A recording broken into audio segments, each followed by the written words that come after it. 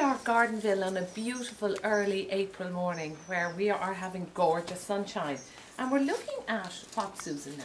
We're looking at here a clematis that someone gave me. So I have a vague notion the name Pixie was in the name, but that's as much as I remember. Smell of it. It's a lovely little greeny creamy flower. Where are we now? April. And it's growing through this euonymus President Gaultier. Right. And it's got here slightly by accident in that I planted it sort of 6 feet back there. And how come it's come up? Well, I think it made its way out here to find something to climb up and get a bit of light. And how clever is that? And suddenly I came out one day and said, oh look, there's my clematis. Isn't that amazing that the plant would do that? Yeah. And it's there again. I mean, here is me giving you advice on what to do, but I give my own things scant attention.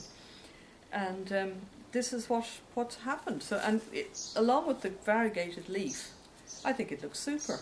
So do I, and you know what? It fills in Mr. President here. It fills in Mr. President, who was thrown in here and sort of left to get on with it, to fill up this wall. Now the clematis, it gives you how much flowering over the season? It's just starting now. I suppose it's been out for a week, maybe 10 days probably. Isn't it a very popular plant? It's a very popular plant. Yeah.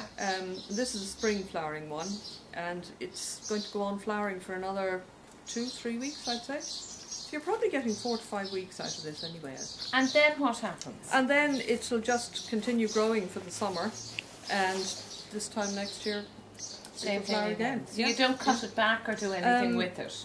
If you no, don't want to. If you don't want to, this one I wouldn't. Or if you were, you do it just after flowering if it's getting in the way. Right, but it needs something to grow up. It needs so you something need a to scramble on. Or these delicate ones with the little leaves, probably a trellis, or here like it's going through. You could grow it through an old shrub or something like that. Yeah. Okay. Okay. Very attractive. Something to scramble through, isn't it? It is. I'll have to find out the name for you, and we'll put it on. We'll put it on the website. Yeah. Because I can't actually remember off the top of my head. I've probably got a label somewhere hidden away.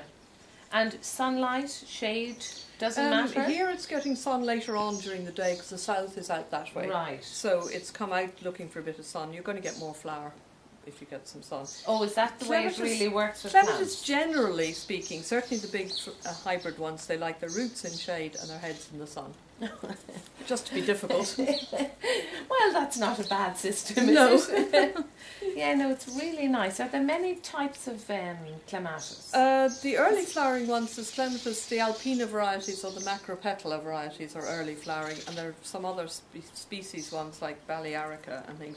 And of course everyone knows the Montana, the sort of May ones of flowers. I think I've heard of that one. April, May. With pink flower, and it's very strong growing. I mean, 30 feet. And plus. it's a big flower. It's a flower about sort of 2 to 3 inches across. Okay. Well, if you have a nice clematis, we'd love to see it. Why don't you send us a photograph to gardenville.tv, or we're on Facebook, blogging, Twitter. So come and join us. Tell us about what sort of clematis you're growing at home. And this one's scented. You had a smell? Yeah, let's smell it.